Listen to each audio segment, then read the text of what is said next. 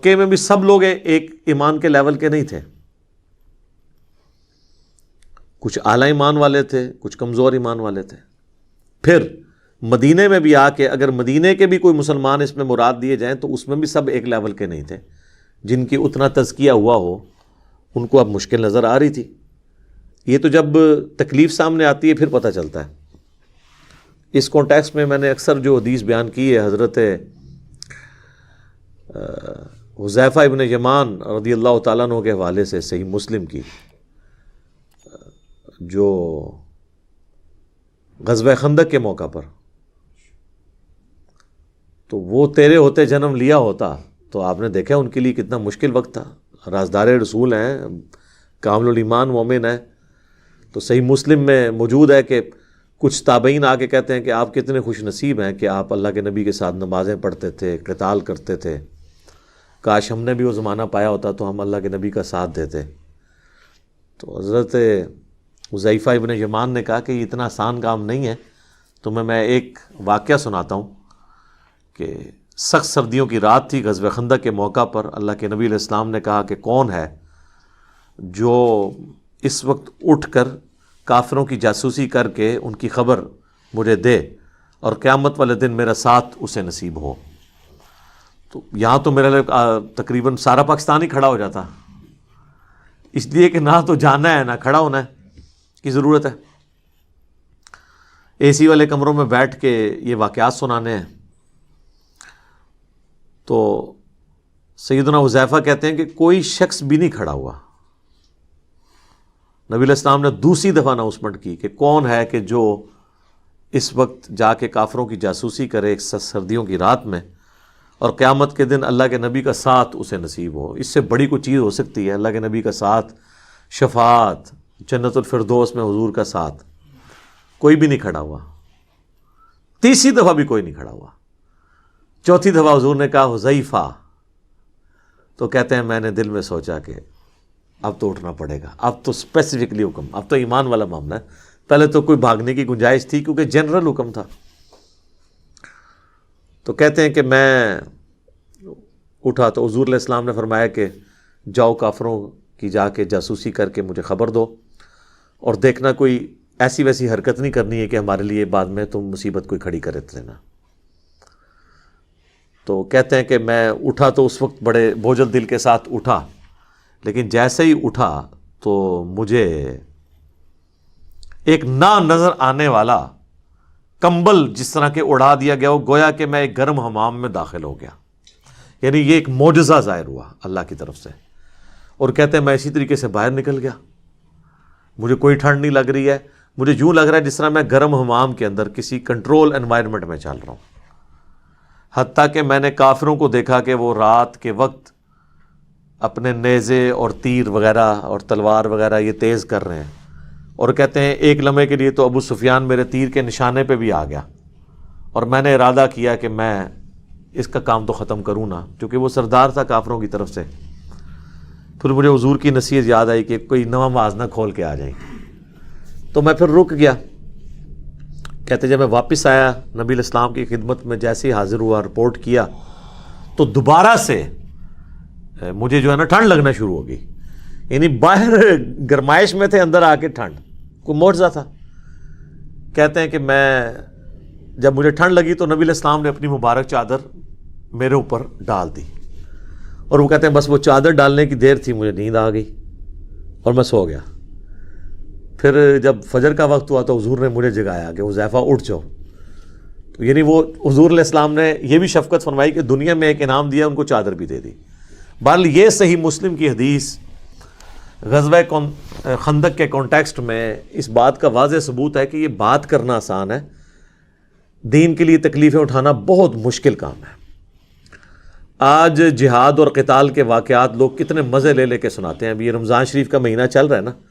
ابھی یہ 17 رمضان آئے گا تو آپ غزوہ بدر دیکھیں لوگ کس طرح بیان کر رہے ہوں گے،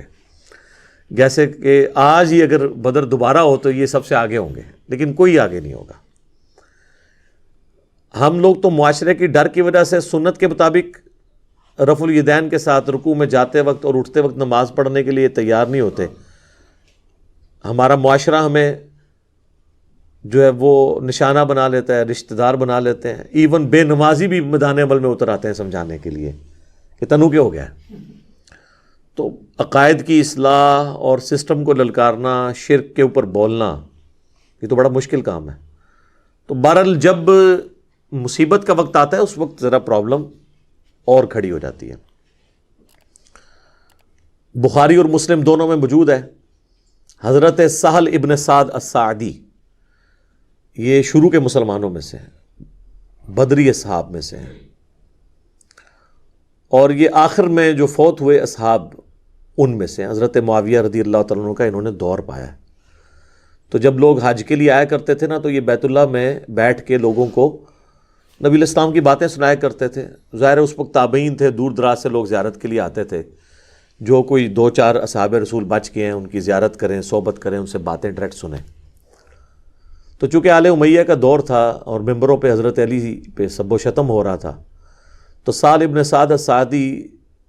خانہ کعبہ شریف میں بیٹھ کے حاجیوں کو یہ حدیث سنایا کرتے تھے، اللہ کی قسم میں جانتا ہوں کہ غزوہ احد کے موقع پر جب نبی علیہ السلام کو زخم لگا اور آپ کے یہ نیچے کے دانت شہید ہو گئے، تو کون تھا جو نبی علیہ السلام کے زخم کو دھوتا تھا اور کون مرہم پٹی کر رہا تھا؟ پھر وہ کہتے تھے اللہ کی قسم سیدنا علی ابن ابی طالب ایک ڈھال میں، اس ڈھال کو الٹا کر کے، اب وہ ڈھال ہوتی ہے نا وہ جو تلوار سے بچنے کے لیے، اس کو اگر الٹا کریں تو اتنا بڑا ایک وہ پانی کا آپ سمجھ لیں برتن بھی بن جائے گا، کیونکہ وہ اس میں پیٹ نکلا ہوتا ہے، ایسے کرویچر ہوتی ہے اس کے اندر۔ تو پانی لے کر آئے اور سیدہ فاطمہ جو ہے اس میں سے پانی لے کر نبی علیہ السلام کا زخم دھو رہی تھی، اور جب وہ خون نہیں رکتا تھا تو سیدہ فاطمہ نے ایک کاٹن کا کپڑا جو ہے اس کو جلا کے اس کی راکھ نبی علیہ السلام کے زخم پہ رکھی، اور پھر وہ خون رسنا بند ہوا۔ اور ظاہر ہے وہ اتنا زیادہ خون آپ کا بہہ گیا تھا کہ بلڈ پریشر لاس ہونے کی وجہ سے نبی علیہ السلام بے ہوش ہو گئے تھے۔ اسی وجہ سے نبی علیہ السلام کی شہادت کی افواہ بھی پھیل گئی تھی، جس پہ وہ پھر آیت سورہ آل عمران کی بعد میں اللہ تعالیٰ نے کمنٹری کے طور پہ نازل کی نا 144، وما محمد الا رسول قد خلت من قبلہ الرسل افئن مات او قتل، محمد تو نہیں مگر ایک رسول، اگر یہ مر جائیں اور پاکستان میں وصال فرما جائیں، ترجمہ یہ کرتے ہیں وہ، یا جنگ میں قتل کر دیے جائیں یعنی شہید ہو جائیں، تو کیا تم اپنے دین سے الٹے قدم پھر جاؤ گے؟ تو جو کوئی تم میں دین سے الٹے قدم پھرے گا اللہ کا کچھ نہیں بگاڑ سکے گا، اور اللہ تعالیٰ جزا دے گا ثابت قدم رہنے والوں کو، اہل ایمان کو۔ تو یہ آیت اس موقع پہ نازل ہوئی، اور اسی موقع پہ آپ دیکھیں کہ صحیح بخاری میں آتا ہے کہ حضرت عثمان غنی رضی اللہ تعالیٰ عنہ غزوہ احد میں جب بھگدڑ مچی تو اس میں بھاگنے والوں میں وہ بھی شامل تھے، لیکن پھر سورہ آل عمران میں اللہ تعالیٰ نے ان سب کو معاف بھی کر دیا۔ ہم یہ چیز کو کرٹیسزم کے لیے بیان نہیں کر رہے ہیں، آج کی ڈیٹ میں تو معافی ہو چکی، لیکن اس وقت میں بتا رہا ہوں اس وقت بھی سب لوگوں کا ایمان ایک لیول کا نہیں تھا۔ اور آپ دیکھیں سب سے مشکل وقت نبی علیہ السلام پہ تھا، کیونکہ ان کی ٹارگٹ تو حضور کی ذات تھی نا۔ اس مشکل وقت میں بھی حضور علیہ السلام کے ساتھ جو لوگ کھڑے ہوئے تھے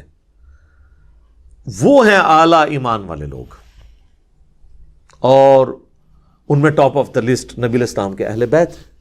سیدنا علی ہیں، سیدہ فاطمہ ہیں، سیدنا ابوبکر اور عمر بھی تھے۔ یہ جو رافضی پراپوگنڈا کرتے ہیں کہ وہ بھاگ گئے تھے، وہ ان میں شامل نہیں تھے۔ جتنی بات درست ہے وہ درست ہے،